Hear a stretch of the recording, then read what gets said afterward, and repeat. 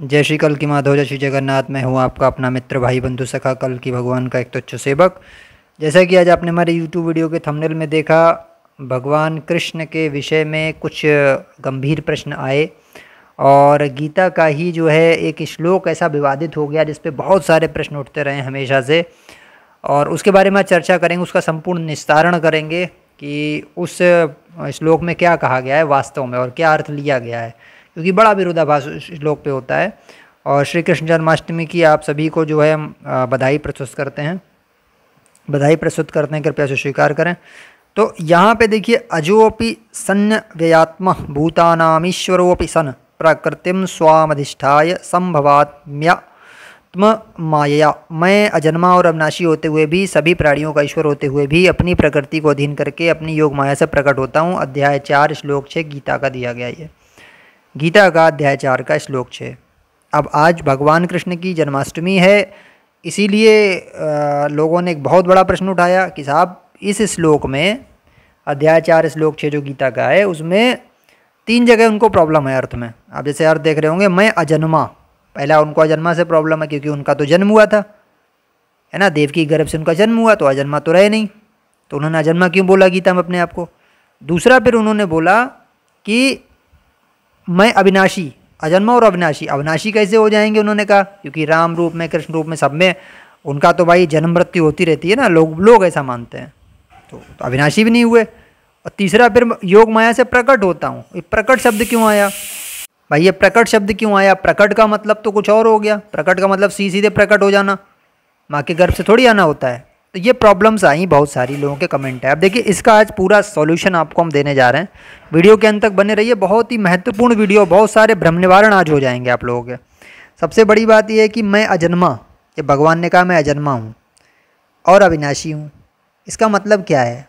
भगवान पूर्ण ब्रह्म हैं, भगवान अजन्मा इसीलिए हैं क्योंकि वो ब्रह्म है। कौन से ब्रह्म, जो कि वेदांत में कहा गया निराकार ईश्वर जिसको कहा गया, जिसको निर्गुण ब्रह्म कहा गया है ना, जो कण कण में व्याप्त है, जिसका कोई आकार नहीं है, जो अव्यक्त है। तो उस अवधारणा में भगवान बोल रहे हैं, अपने स्वरूप को बता रहे हैं कि मैं अजन्मा हूँ, वास्तव में मैं कण कण में व्याप्त हूँ और अविनाशी भी हूँ, क्योंकि जब निराकार हूँ, निर्गुण हूँ, कण कण में व्याप्त हूँ, अजन्मा हूँ, तो जब जन्म ही नहीं हुआ तो नाश कैसे होगा, तो अविनाशी भी हो गया। लेकिन नीचे जाके बोल दिया प्रकट होता हूँ। अब लोगों ने कहा मैं प्रकट हो जाता हूँ डायरेक्टली, तो माँ के गर्भ से क्यों आए, यानी कृष्ण में तो भगवान हुए ही नहीं, यानी कृष्ण की बाड़ी में पटाक्षेप कर दिया, उसी में कुतर्क कर दिया जाके।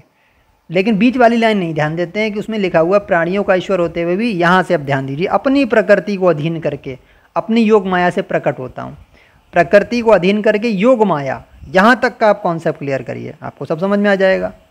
अब यहाँ प्रकृति को अधीन करने का मतलब क्या है। भगवान कह रहे मैं तो जो है निराकार हूँ, वही ब्रह्म हूँ, कण कण में व्याप्त हूँ, अविनाशी हूँ, अजन्मा हूँ, क्योंकि मेरा जन्म मृत्यु नहीं होता, लेकिन मैं अपनी प्रकृति को अधीन करता हूँ, यानी कि 5 तत्वों को कंट्रोल करके अपने लिए एक शरीर का निर्माण करता हूँ या शरीर की रचना करता हूँ, और फिर उसी शरीर को, उसके शरीर के साथ में मैं प्रकट हो जाता हूँ। प्रकट हो जाने का मतलब, प्रकट हो जाने में दोनों चीज़ें आ गई, चाहे माँ के गर्भ से जन्म लेना, वो भी प्रकट होना ही है, क्योंकि पहले अप्रकट था। अप्रकट का विलोम समझिए, प्रकट का मतलब अप्रकट। भगवान पहले क्या था, अप्रकट था, कण कण में व्याप्त था, है ना, सर्वव्यापी था, निराकार था, निर्गुण था, लेकिन अप्रकट से प्रकट फॉर्म में आया। तो उसने फिर क्या किया, प्रकृति को अधीन किया, यानी 5 तत्वों को अधीन किया, और 5 तत्वों से अपने लिए एक शरीर का निर्माण किया, और अपने शरीर को रच के उसके साथ में फिर जो है प्रकट हो गया, यानी सबको दिखाई देने लगा। प्रकट का मतलब दृश्य हो गया, पहले अदृश्य था, है ना, पहले दिखाई देता था, अब दिखने लगा। तो कैसे, प्रकृति की सहायता से, या प्रकृति उन्हीं के अधीन है, उससे उन्होंने एक रचना कर ली, तो अब अप्रकट से प्रकट हो गए, ये कहा जा रहा था। तो यहाँ प्रकट का मतलब वो नहीं है कि प्रकट का मतलब सीधे प्रकट हो जाना, माँ के गर्भ से जन्म नहीं ले सकते, ऐसा नहीं है। माँ के गर्भ से जन्म लेना भी प्रकट होना ही है। यहाँ प्रकट का मतलब ये है कि पहले अदृश्य था, फिर दृश्य हो गया। बात समझिए, पहले वो दिखाई नहीं देता था, अब वो दिखाई देने लगा, वही ईश्वर जिसको वेदों का ईश्वर बोला गया है, ये भगवान कृष्ण कह रहे हैं। और इसीलिए अजन्मा अपने आप को बोला, किस फॉर्म में, उस फॉर्म में जब मैं निर्गुण निराकार हूँ, तब मैं अजन्मा हूँ, अविनाशी हूँ। लेकिन फिर प्रकृति के 5 तत्वों को अपने कंट्रोल में लेके एक शरीर की रचना करके उस शरीर के साथ में दृश्य हो जाता हूँ, यानी दिखाई देने लगता हूँ। और दोनों कंडीशन में प्रकट हो सकते हैं भगवान, चाहे माँ के गर्भ से आए तब भी प्रकट होना ही माना जाएगा, क्योंकि वो दिख रहे हैं सबको, पहले अदृश्य देते हो। और दूसरा, चाहे वो डायरेक्टली हो जाए बिना माँ के गर्भ, जैसे नरसिंह अवतार बराह अवतार में सीधे प्रकट हो गए डायरेक्टली अपना शरीर रच के, है ना।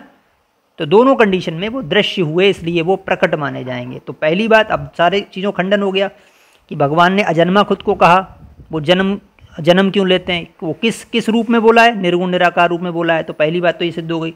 और जब उस फॉर्म में जब निर्गुण निराकार है, तो फिर जब जन्म ही नहीं हो रहा तो अविनाशी तो है ही, क्योंकि मृत्यु होगी नहीं। दूसरा जो प्रकट वाला शब्द था, वो प्रकट भी आपको पता लग गया, पहले अदृश्य फॉर्म में था, निराकार ईश्वर था, निर्गुण ईश्वर था, बाद में वो प्रकट हो गया, यानी दिखने लगा संसार में। और गीता में बोला भी है, मैं धर्म की संस्थापना के लिए, साधु सज्जनों के उद्धार के लिए, धर्म की रक्षा के लिए, है ना, और अधर्मियों का नाश करने के लिए मैं अवतार लेता हूँ, यानी प्रकट होता हूँ। तो प्रकट में दोनों चीज़ें सिद्ध हो गई। तो आशा है अब आपका जो है इससे खंडन हो गया।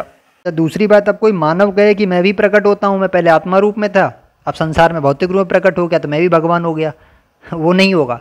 क्योंकि गीता में दूसरी जगह भगवान कृष्ण ने एक और चीज़ बोल दी कि मेरे जन्म और कर्म अलौकिक हैं। अलौकिक का मतलब भगवान बाई फोर्स पैदा नहीं किए जा रहे हैं धरती पे, हम लोग कारण शरीर और सूक्ष्म शरीर के संचित संस्कारों के द्वारा बाध्य किए जा रहे हैं, धरती भेजे जा रहे हैं, बार बार जन्म मृत्यु हमारा हो रहा है।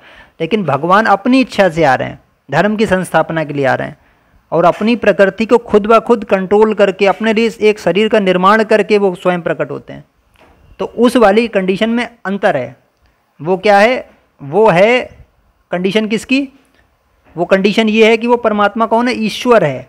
वो ईश्वर रूप से खुद ब खुद अपने लिए निर्माण कर रहा है, अपनी रचना कर रहा है शरीर की, और अपने आप को दिखाने के लिए वो लीला कर रहा है। लेकिन हमारे लिए क्या है, हम विवश हैं, हमारी मर्जी नहीं चल रही, वहाँ ईश्वर की मर्जी चल रही है। दोनों में जमीन आसमान का अंतर है। तो कोई अपने आप को भगवान ना कहने लगे कि हम भी प्रकट हो गए साहब। आशा है अब आपको समझ में आया होगा। अच्छा, कुछ लोग पर ये भी बोलते हैं भगवान जो है वो किसी के शरीर में आता है, और थोड़ी सी आगे थ्योरी ले गए, किसी के शरीर में नहीं आता है, शरीर के साथ आता है। क्योंकि अगर में आएगा का मतलब वो भूत बन के घुस जाएगा, मतलब किसी का भी बॉडी होगा उसमें चला आएगा, नहीं, उसका मतलब है शरीर के साथ आना। बचपन से उनको ज्ञान होता है कि मैं ही परमात्मा हूँ, चाहे वो कृष्ण रूप में हुआ, उन्होंने बचपन से ही अपने मुंह में अपनी माँ को जो है सारा ब्रह्मांड दिखा दिया था। कल्कि पुराण में भी ये जिक्र आया है कि वो चतुर्भुज रूप में पहले जन्म लिए थे, उसके बाद जब उनकी माँ ने उनको देखा ये 4 भुजा युक्त है, तब ब्रह्मा जी ने पवन से संदेश भेजा कि इनसे कहिए भगवान से कि अपने 2 भुजा रूप बनाएं, वरना लोग इनको पहचान जाएंगे। तब पवन की बात सुनकर उन्होंने अपने 2 रूप कर लिए, यानी उनको पहले से ही मालूम था कि मैं शक्ति संपन्न हूँ, मैं नारायण हूँ। तो कुछ लोगों ने ये मिथ उड़ाया कि भगवान किसी के शरीर में आते हैं, उससे पहले उस शरीर वाले आदमी को भी नहीं पता होता कि मैं भगवान हूँ। भगवान जब उसके अंदर प्रवेश कर जाता है तब उसको पता लगता है मैं भगवान हूँ, वो भूला हुआ होता है अपनी आइडेंटिटी को। तो ऐसा कुछ नहीं है, चाहे कल्कि पुराण के द्वारा ले लें, चाहे आप रामचरितमानस के द्वारा ले लें, चाहे आप जो है जो आपकी भगवान कृष्ण की जितनी भी लीलाएं हैं वो किसी पुराण में हो गई, सभी में उनका जिक्र है कि बचपन से उनको ज्ञान था, बचपन से ही वो सिद्धि शक्ति युक्त थे, बचपन से ही उनको पता था कि वही वासुदेव हैं, वही नारायण है। तो ये सारी चीज़ें। तो आशा है आपके सारे भ्रमों खंडन हो गया होगा। अगर वीडियो अच्छी लगी तो वीडियो को लाइक और शेयर कीजिए ताकि और लोगों का भी भ्रम निवारण हो। दूसरा, अगर चैनल पर नए हैं तो चैनल को सब्सक्राइब अवश्य कीजिए। हम इसी प्रकार कर्मयोग, ज्ञान योग, भक्ति योग और कल्कि भगवान से जुड़ी योग परिवर्तन से जुड़ी वीडियो आप लोगों के लिए लाते रहेंगे। अगर आप भक्तों के एकत्रीकरण में जुड़ना चाहते हैं तो हमने एक टेलीग्राम का ग्रुप बनाया जिसका लिंक हमने डिस्क्रिप्शन में और पिन कमेंट में दे दिया है।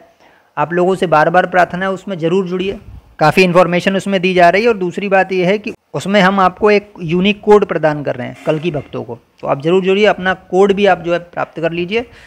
आप अपने सुझाव और कमेंट बॉक्स में अवश्य दें अपने आराध्य देव के नाम के साथ में। और हमारे व्हाट्सअप चैनल से भी जुड़ सकते हैं, इसका लिंक हमने डिस्क्रिप्शन में दे रखा है। मिलते हैं आपसे नेक्स्ट वीडियो में। जय श्री कल्कि माधव, जय श्री जगन्नाथ, जय श्री पंचका, जय सत्यनारायण।